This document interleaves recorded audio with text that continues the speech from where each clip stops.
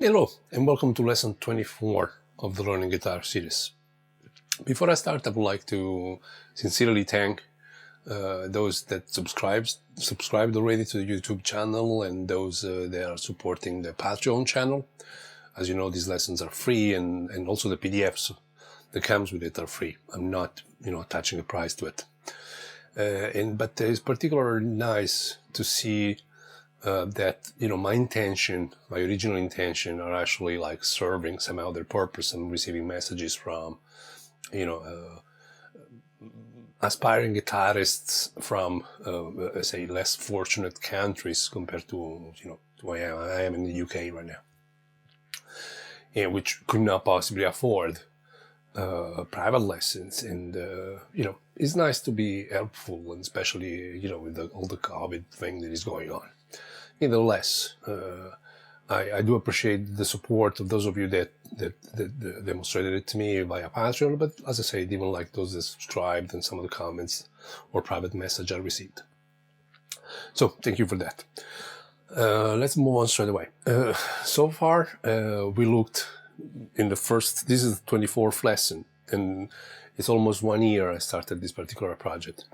And so far we looked at all the major Ionian mode, which somehow, if you also done my lesson on harmony and theory, by now you understand that pretty much with that one, you can cover a lot of ground in terms of guitar playing. And we also started looking at Dorian, and I discussed already previously why I think it's useful to study modes, even if it's also true that the notes that you're actually playing, so in G Dorian and F Ionian, are actually the same notes. But I've already discussed why I think it's useful in terms of tension resolution, so let's move on. And when we started Dorian, the first 2 lessons, we discussed G minor in the shape of E. I keep working in the key of G, is a good key, but don't forget to transpose it. And then we looked at still G minor, in this case of a shape of D minor. Last lesson, we started looking at, again, G minor, but in the shape of what we call C minor. So this is C major. The minor version of it is quite articulated. Can be played like this or like this. You'll see it anyway even if you cannot clearly see what I'm doing, anyway, you'll be able to see it in the PDF that I'm attaching to this lesson. So in terms of comping, this particular shape might not be your go-to, when you're trying to play just a simple minor triad. Although, as you will see from the PDF, there are a lot of useful inversions for this particular simple 1 flat 3 5 type of chord. But also this particular shape that derives from this scale contains a lot of chords in terms of flat 7, so minor 7, minor 6, minor 9, which instead are actually very common because they associate themselves to something called shell chords, and which is something we'll discuss in the future. But this particular shape, 1 flat 3 flat 7, which is, we can call this a shell chord, it can form the basis for a lot of nice sounding chords. So that's minor 7, minor 9, minor 6 9, or minor 6. From this triad we can have the minor 11. There is plenty. In fact, I kind of put together, as usual, a little PDF for chords, and there's a couple of pages. It starts with the scale, so you have a reference, and within the scale you can see the chord I'm referencing, so that this is, whatever key you want to choose, that's the minor version. That's the scale that goes with it. And these are, I'm extrapolating it so you can see it. And these are possible inversions of it, just with 3 notes. So it's still 1 5 flat 3, flat 3 1 5. There's different ways of playing the same thing using notes from this scale. And of course it's a minor chord because it's 1 flat 3 5. We discussed this in harmony and theory already. So you have your flat 7, so your minor 7, minor 6, again minor 7, minor 9. There are many interesting chords you can get from within this cage. And so I suggest you go through these 2 pages of chords, discovering them, okay? Once again, like the thing with studying chords, I personally find studying chords sometimes a little bit more of a blurry routine. What do I mean by that? It's like practicing a scale, deciding how to practice a scale in a way is relatively simple. But I mean, we learn a new scale. Let's take the shape we're doing. So this shape of A, okay? So this is C major, right? And because this is C major, C Ionian, this is also D Dorian, okay? So we're looking at D minor. And it's the same note, right?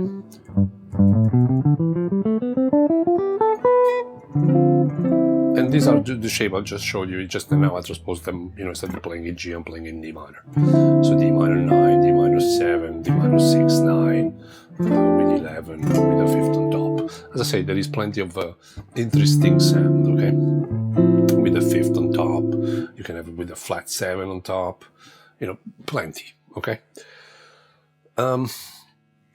How do we start practicing all these chords that we keep adding?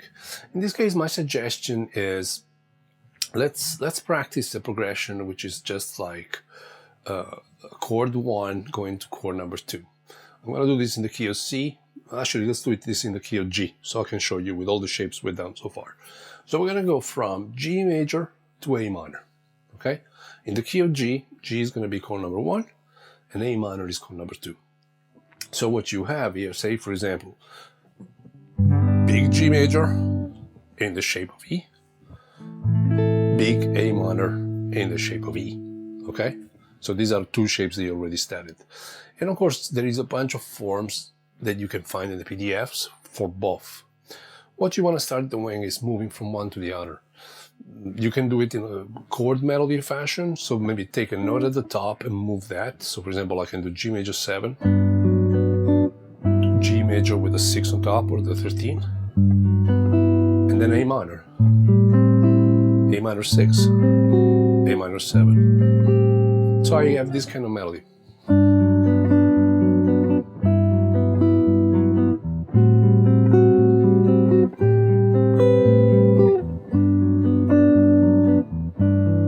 That's with a 6 and a 9 and a 5. When I was playing A minor, just to clarify, I'm actually not playing the 2nd string. I was playing root note, flat 7, flat 3, and 5. I'm being consistent with the strings I'm using from the previous chords, so in terms of chord melody, there is a consistency there. Let's say we want to evolve. Don't forget, if this is G major, this is the scale that goes with it, right? So the top note can be easily used for melody, okay? So these are all G major, sometimes with a major 7 and the 3rd in the harmony, sometimes with a 6 and a 9. Same thing. Now, the 2nd shape, when you are in G major, will be your shape of D, okay? And when you are in A minor, obviously it's the big E minor. The scale is the same, because Ionian and Dorian are the same notes, okay? Sorry, I keep repeating it, but it's important that you understand that. So in terms of melodic notes, for A minor, I have this at the top, which I can say, if I use this as a basis, okay? Or any combination, I could have these 2 notes at the same time.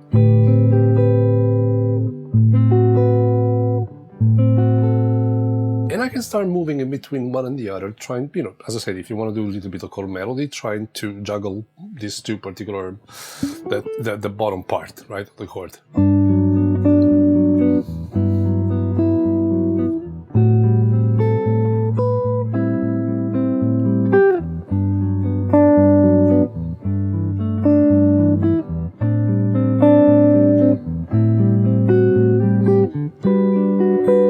can see now I moved to the G major, but the shape of D.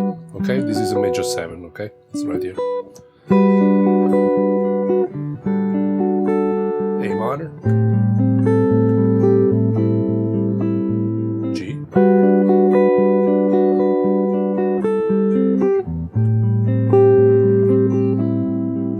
G with the 3rd in the bass.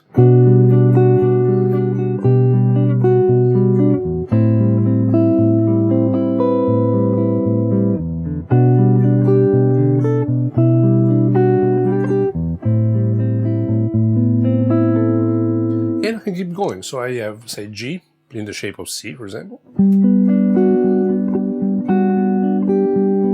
then you have A minor now is the shape of D minor. Okay? So this would be G, A minor. And same thing. From the scale, I have these 6 notes are my top notes that I can use. I mean, I can use more, but let's start from that, right?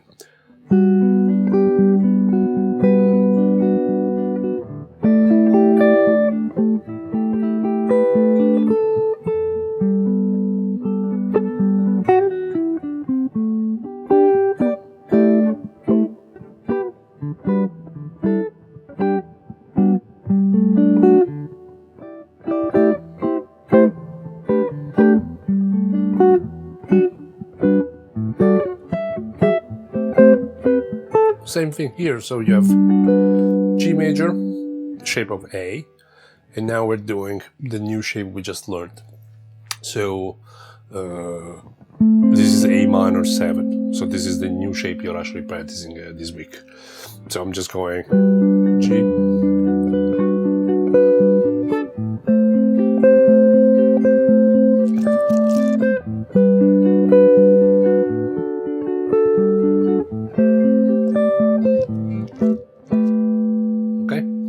so as you can see at the moment, in terms of G major, I can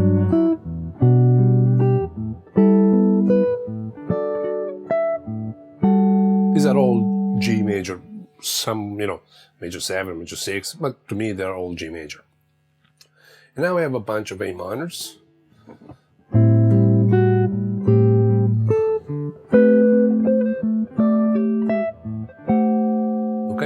And I simply, like I said, as an exercise, you can just alternate.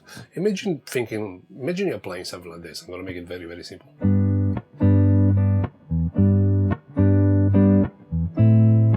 That's basically all you're playing, okay? Whatever rhythm you want to apply to it, but that's pretty much it. It's just that I'm adding colors. I'm adding Dorian colors for minor, and I'm adding colors for Ionian. So for Ionian, more likely I'll be adding 6, 9, probably not 11, major 7 for sure. And for Dorian, for A minor, we know that we can add 6, 9, 7, flat 7, and 13, okay? So you start having something that sounds like this.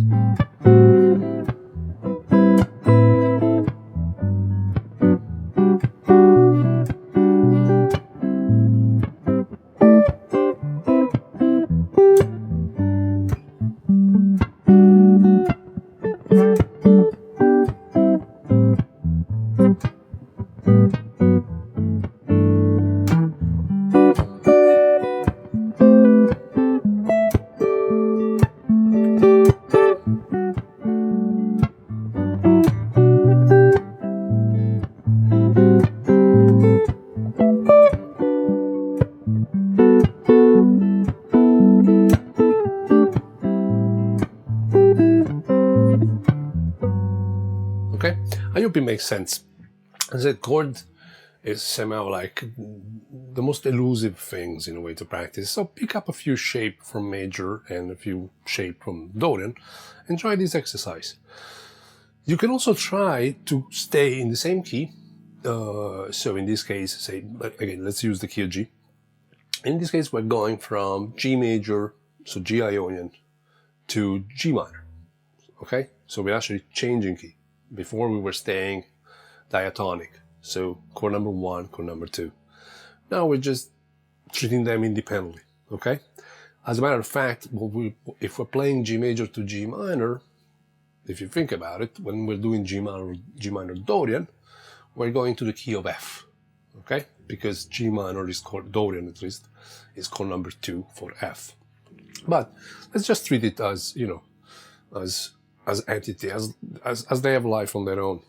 So you have G major, so this basically, G minor,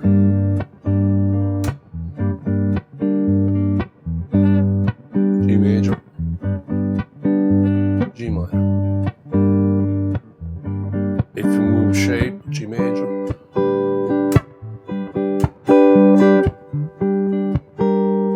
G minor, G major, and this is the new chord, G minor. Okay, we're just gonna move in between these two. Same technique.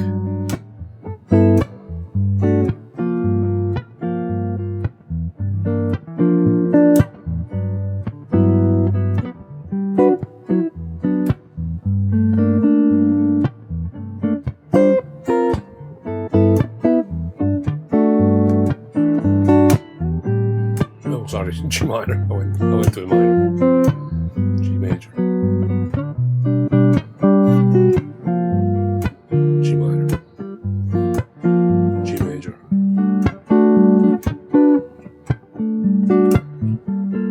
G minor. G major.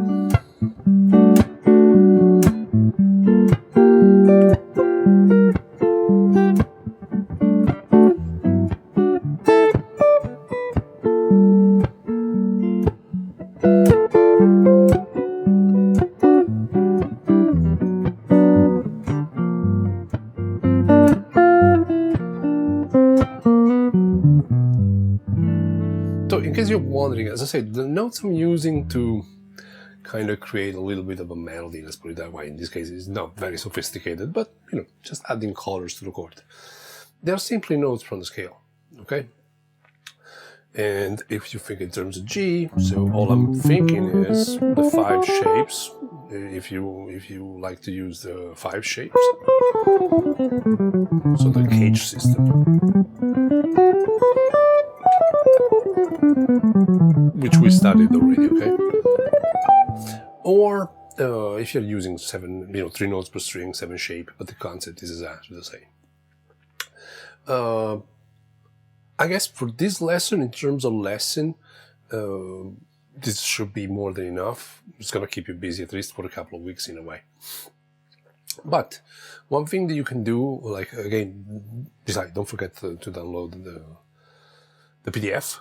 One thing you can do, say I'm gonna do it in the key of D. If you have a loop pedal, or even if you can loop it on your phone, you do like a little backing track. I mean, you can use the backing tracks that I have uploaded to my YouTube channel, or of course, if you are a patron, an advanced patron, there is backing tracks for you in 12 keys.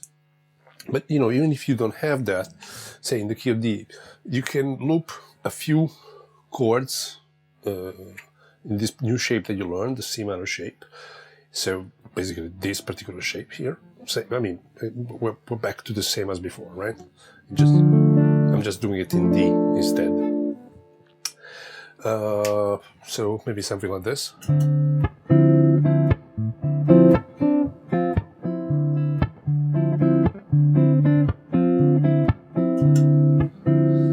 And then you can practice your scale on top of that. So we know that this is the scale.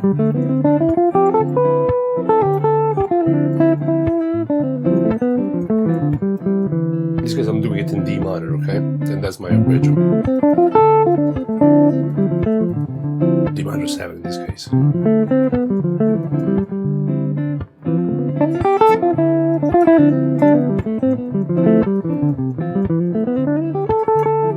And don't forget, you can practice with that. Also, all the interval studies you've done, triadic studies. So, I don't know, it's not for this.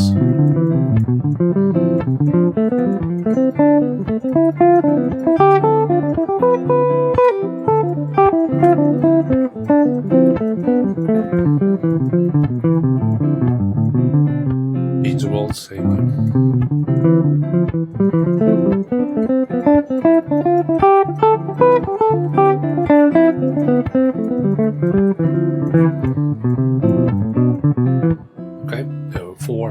that's, you know, with this kind of stuff. You can also practice double stops.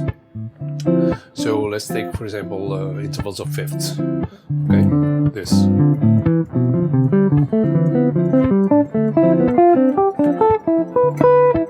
Okay, but you can practice them as double stops, so as two notes at the same time.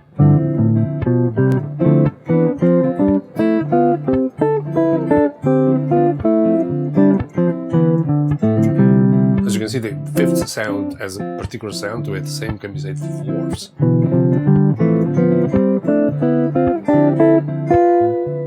Over sixth, probably have a nice sound. Yeah, that's correct.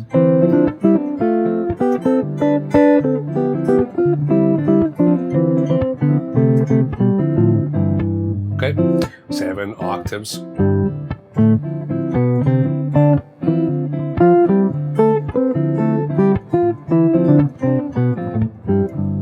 Okay.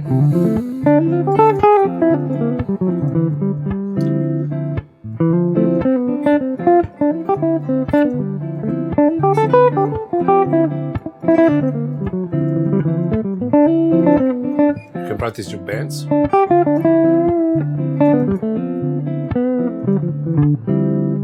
Think still in terms of scale, so like here you have a semitone bend, here you would have a tone bend to go to this note, a tone bend to this one, a semitone bend. Again, visualize the scale, right? Slides.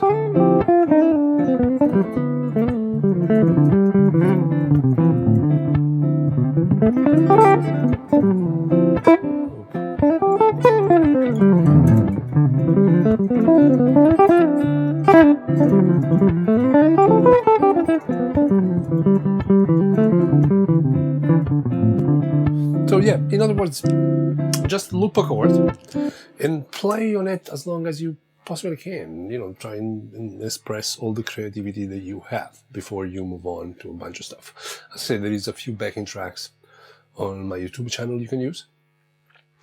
There is even more of them on the Patreon page. Or, as I said, you know, there are plenty of apps out there, stuff that, you know, which I think is free that you can use in order for you to have some degree of, you know, backing track.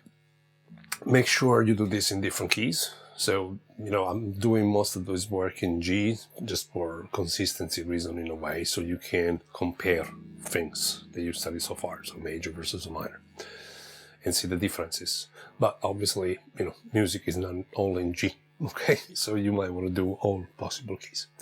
Okay, that's it for this particular lesson. We're getting, you know, we got 2 more shapes, and we're gonna close Dorian. It's been an interesting year. As I said, at the end of March, this is gonna be 1 year I'm doing this particular project. Who will believe it, to be honest with you. So it's going to be 25 lessons by then. I sincerely hope that you'll find them useful.